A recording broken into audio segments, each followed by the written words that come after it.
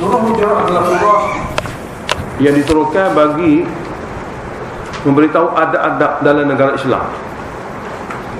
Surah Qital selepas pada Hamid 7, surah Qital, surah memberitahu tentang peperangan. Mana setelah penjelasan tentang akidah tauhid jelas-jelas, tinggal lagi perang. Tidak dengar lagi, maka kena perang. Maka bila peperangan berlaku, Allah akan bagi kemenangan. Surah Fatah. Apabila kemenangan dapat, maka negara Islam terbentuk. Jadi surah Hujurat ni surah yang diceritakan tentang peraturan negara Islam. Mana penjelasan tauhid, ajak menerima tauhid. Jika engkau perang dengan mereka, lepas tu bila mereka kalah, kita dapat tawar, maka dapat negara. Dan dapat negara Islam ni kena ikut peraturan negara Islam. Surah ini kita bagi pada dua, ayat 1 hingga ayat 13. Bahagian pertama, ada 7 undang-undang negara Islam.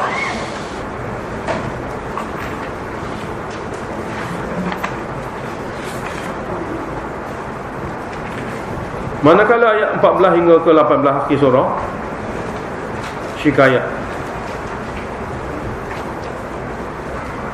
mengenai sifat setengah-setengah orang yang memeluk agama Islam. Undang-undang pertama, jangan mendahului Allah dan Rasul dalam apa saja perkara. Jangan mendahului Allah dan Rasul dalam apa saja perkara. Jadi larangan daripada bercanggah dengan Quran dan Sunnah. Tafsirul Ma'ni kata ayat pertama ni undang-undang ialah jangan menyanggahi kitab Quran dan Sunnah.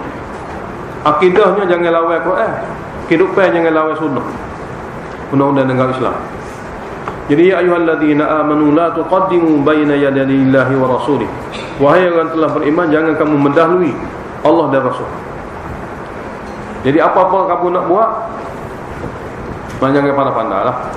Kena tanya Quran dulu, kena tanya hadis Nabi dulu. Kita dikira salah kalau buat dengan tidak tanya khabar. Sebab kita orang Islam, hamba Allah Ta'ala, umat Nabi Muhammad sallallahu alaihi wasallam.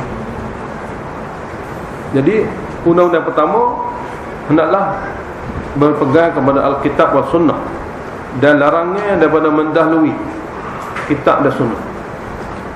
Wattaqullah, kamu semua hendaklah takut betul-betul pada Allah Ta'ala. Innallaha samiun alim, sesungguhnya Allah Maha mendengar dan Maha mengetahui. Kalau ada dalam hati kamu Allah Maha mendengar, Allah Maha mengetahui, kamu akan takut. Apabila kamu sudah takut, kamu tidak akan mendahului kitab dan Sunnah. Undang-undang kedua, adab dengan pemimpin. Ya ayyuhalladzina amanu la tarfa'u aswatakum. Wahai orang telah beriman, jangan kamu tinggikan suara kamu melebihi suara Nabi. Ini adab. Wala tajharu lahu bil qawli, janganlah nyaring perbualan kamu dengannya kajahri ba'dikum li ba'dih, seperti mana nyaring yang kamu berbual sesama kamu. Nabi lain, tak, kita orang biasa lain. Jangan apa min antahbata a'malakum, takut amalan kamu gugur, dilenyapkan amalan soleh kamu dengan sebab kamu telah menyakiti Nabi. Dengan sebab kamu telah menyakiti Nabi, boleh jadi kufur, boleh jadi amalan-amalan soleh akan digugurkan. Dalam tafsir kata digugurkan amalan kerana manusia menyakiti Nabi, amalan-amalan baik jadi lenyap. Wa antum la tashurun, sedangkan kamu tidak tahu dan tidak sedar pun amalan kamu sudah lenyap. Oleh kerana itu jaga-jagalah. Jadi ayat ini betul lah zaman Nabi dulu, para sahabat jaga. Sebab orang luar ni, orang bukan Madinah, dia tidak bertamadun mana, dia buat Nabi macam kapun dia. Dia mari jumpa Nabi, buat Nabi rumah dia dalam bilik-bilik tu. Dalam kitab tulis bilik Nabi mengikut tabi'in kata sebuah rumah tu lebih kurang 10 hasta. Sebuah bilik ke sebuah bilik 10 hasta. Dia ada 9 bilik. Lepas tu daripada bilik ke pintu besar tu dia ada lebih kurang 7 hasta. Mana jarak daripada bilik ke bilik 15 kaki. Lepas tu jarak daripada bilik semua tu kepada pintu besar 10 kaki. Dan bilik tu menghadap kepada masjid belakang.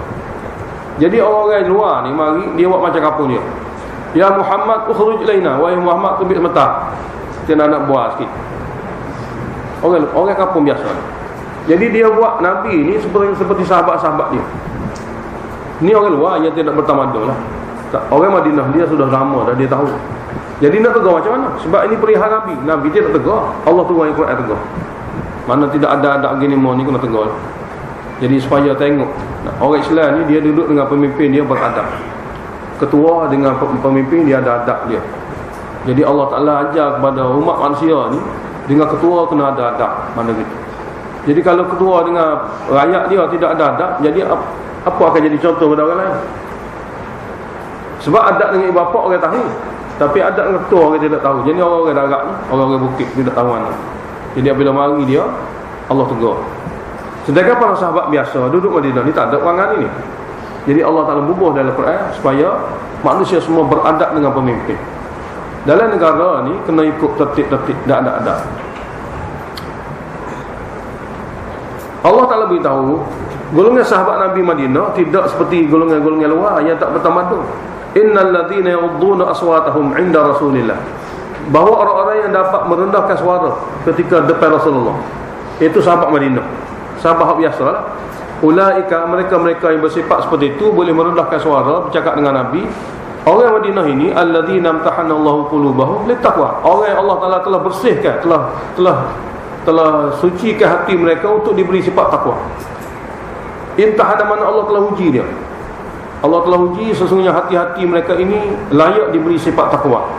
Maka bila ada sifat takwa, di antara alamat sifat takwa dia bercakap lembut dengan Nabi dan dengan merendah suara. Ini orang Madinah. Mana orang yang boleh merendahkan suara dengan Nabi? Orang yang sudah Allah Ta'ala bersihkan hati dia dengan diberi sifat takwa. Dunia Allah Ta'ala jadikan mereka ini orang yang diberi sifat takwa. Di akhirat lahum maghfiratun, bagi mereka di akhirat keampunan, wa ajrun 'azim, dan pahala yang besar. Sebab kalau cakap kasar dengan Nabi, gugur amalan, tak ada keampunan. Cakap lembut dengan Nabi, dapat keampunan, dapat pahala yang besar. Jadi Allah Ta'ala buat bandingnya lah. Jadi mereka-mereka yang darat mari pada luar tu, cakap dengan Nabi kasar, Allah Ta'ala kata gugur amalan. Para sahabat Nabi yang duduk Madinah ni rendah suara, maka Allah Ta'ala nak kata dapat keampunan. Kemudian Zajrul teguran, innal ladina yunadunaka min wara'il hujurat. Sesungguhnya orang yang memanggil kamu supaya keluar daripada di belakang-belakang dinding bilik-bilik isteri Nabi lah. Orang yang memanggil kamu keluar daripada belakang-belakang dinding bilik, aktsaruhum la ya'qilun, kebanyakan mereka tidak ada akal. Dia tidak memahami kedudukan engkau yang tinggi sebagai Nabi dan pemimpin Islam. Ada riwayat sebut dia pergi jaga setiap bilik sebab tak nyaw. Dipanggil bilik ni tak bunyi, bagi bilik ni tak bunyi. 9 bilik tu dia bakal panggil lah. Tak, golongan tak bertamadun. Allah Ta'ala beritahu untuk jumpa dengan Nabi yang sibuk ini, kita orang rakyat biasa ni kena ada time. Tak, kita tidak macam dia. Nabi dia sibuk setiap waktu. Selepas jenitik mes maya, dia ada urusan dalam rumah tangga dia, ada urusan dengan sahabat dia, urusan dengan tu, macam-macam urusan. Kita tidak seperti itu. Kita urusan rumah kita sikit je. Pemimpin urusan dia banyak sekali jaruah. Jadi orang yang banyak urusan tidak sama dengan orang biasa. Jadi walau annahum sabaru, kalaulah mereka dapat sabar, hatta takhruja ilaihim, sehingga engkau keluar kepada mereka. Sebab engkau bila habis urusan akan keluar pada rakyat. Jadi sabar, orang yang tak ada urusan ni sabar kepada orang yang banyak urusan. Lakana khairan lahum, jika sabar itu lebih baik bagi mereka. Kena fahami bahawasanya orang yang duduk depan ni biasanya yang banyak urusan. Orang yang bawah ni kurang urusan. Jadi orang yang kurang urusan ni sabarlah untuk bertemu dengan orang yang banyak urusan. Wallahu ghafurur rahim, dan Allah Maha mengampuni lagi Maha mengasihi. Segala adab-adab ni diajar supaya manusia hidup dalam dunia Islam tu, dalam negara Islam dengan betul tertib. Undang-undang yang 3, berita apabila berlaku sesuatu kena pastikan berita itu benar, baru kita heboh dan kita sebarkan. Sebab kalau hanya dengar daripada seseorang, dan kalau dia ni orang fasik, maka berita boleh jadi palsu. Maka dengan sebab berita palsu, apabila kita sebar berita palsu, kadang-kadang menyusahkan ramai manusia. Bukan menyusahkan kampung, boleh jadi menyusahkan negara, boleh menyusahkan segala-gala orang. Jadi kita kena tanggung belakang dosa tu. Jadi ya ayyuhalladzina amanu in ja'akum fasiqun binaba'in, sekiranya datang kepada kamu satu orang fasik dengan satu berita. Mana pastikan orang nak sampai ke berita tu tidak fasik. Itu syarat dia. Jadi jika seorang yang fasik bawa satu berita, maka berita orang fasik jangan heboh, jangan sebar. Tak, tidak perlu berita ni kita sebar. Berita yang kena sebar hanya Quran dengan hadis Nabi saja. Jadi berita orang fasik tidak boleh sebar. Kecuali jika dia sampai ke berita pada kita bukan fasik. Walaupun bukan fasik, tapi kena tabayyun. Mana kena pastikan berita itu betul atau tidak betul. Sebab kadang-kadang orang tidak fasik pun kadang-kadang berita tak betul juga. Jadi in ja'akum fasiqun binaba'in fatabayyan. Jadi sini dalam Quran sebut dua. Satu sifat orang tu, satu berita yang dia sampaikan. Dua-dua. Jika sampai kepada kamu satu orang fasik dengan bawa satu berita, maka tugas kamu yang dengar ni fatabayyanu, pastikan terlebih dahulu. Tahqiq terlebih dahulu. Sahih atau tidak. Li'alla sini muqaddar Allah tusibu, supaya kamu tidak akan menyebabkan kaum lain dengan ketidaktahuan berita itu sebenar. Supaya kamu tidak menipukan kepada kaum lain bijahalatin, tanpa disedari, dengan sebab berita itu memang palsu, kamu tidak tahu, lalu kamu akan tipu kepada kaum lain, masalah. Lalu fatusbihu ala ma fa'altum nadimin, lalu jadilah kamu dengan sebab tidak rajin dan tidak teliti terlebih dahulu, jadilah kamu orang yang sangat-sangat menyesal dengan sebab kamu sebar berita itu. Jadi amal ala ma fa'altum, di atas apa yang kamu lakukan, yakni sebar berita tanpa tahqiq, lalu kamu akan menjadi orang sangat-sangat menyesal. Kerana apa? Kerana manusia akan susah. Kita akan menyesal, satunya manusia akan susah. Yang kedua, kita kena tanggung banyak dosa. Seramai mana orang susah kerana berita tu, sama banyak tu dosa kita kena tanggung. Yalah ni alat-alat moden lah ni, banyak nak boleh. Berita-berita disebarkan bukan kerana suka-suka, kerana nak banyak dosa. Banyak dosa bukan suka-suka tu, banyak dosa. Kalau dia cakap biasa mengupak ya, kalau dia bubuh dalam alat moden, boleh jadi juta kan dengar, maka juta dosa dia akan dapat. Apa nak senang macam mana akhirat? Lainlah kalau dia dalam WhatsApp, dalam apa dia mengajar Quran, tak apa. Cuma dalam tanya mengajar Quran tak ada orang buka pun. Hak palsu tu banyak orang buka, banyak akan jadi rasa kita. Hak baik-baik jangan buka sikit-sikit je. Nah. Buka sikit-sikit, buka bunyi Quran, bunyi agama, tutup lalu. Tidak ada nak dengar-dengar pun. Tapi kalau palsu banyak. Ini masalah. Jadi Allah Taala beritahu, fatabayyanu, maka hendaklah kamu pasti berita itu jadi pahala kau jadi dosa.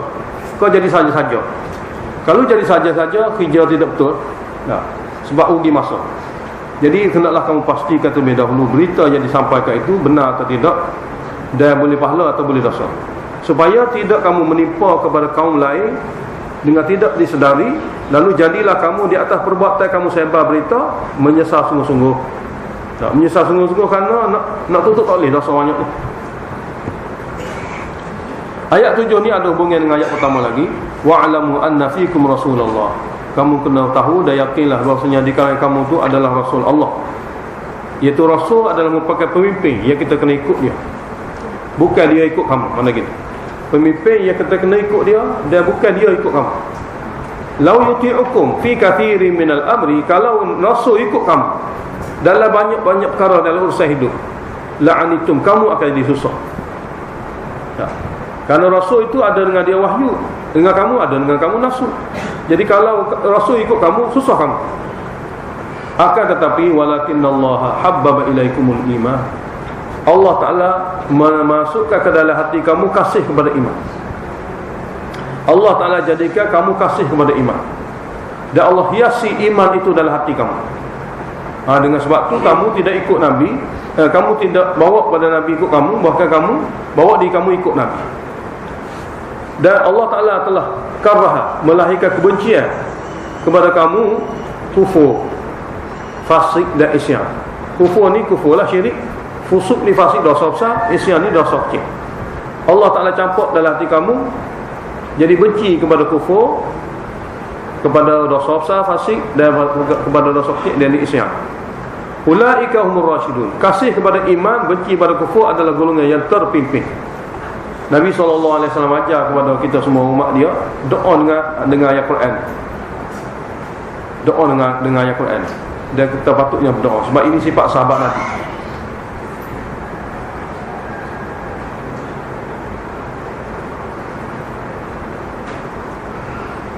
Nabi SAW ajar doa seperti yang mana bunyinya, Allahumma habib ilainal imana. Ya Allah, lahirkan ke dalam hati kami kasih kepada iman. Wa zayyinhu fi qulubina. Dan hiasilah iman itu dalam hati kami. Wa karrih ilainal kufra. Dan lahirlah kebencian kepada kami kekufuran. Wal fusuqa. Dan benci kepada kami kefasikan. Wal isyan dan segala penerakaan lain. Waj'alna minar rasyidin, dan jadilah kami wahai Allah daripada golongan-golongan yang terpimpin. Ini Nabi ajar doa daripada ayat Quran. Adalah hadis. Fadlan minallahi wa ni'mah, kurniaan daripada Allah dan nikmat daripada Allah Taala. Wallahu alimun hakim. Dan Allah Taala Maha mengetahui lagi Maha bijaksana.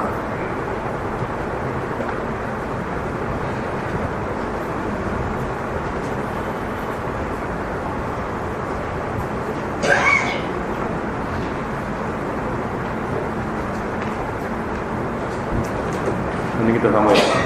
Alhamdulillahirabbil alamin. Allahumma shalli wa sallim ala Muhammad wa ala ali Muhammad. Allahumma waffiqna lima tuhibbu wa tarda, wa'al akhiratana khayran min al-ula. Wa dina billahi rabban wa bil islam dina wa bi Muhammadin nabiyyan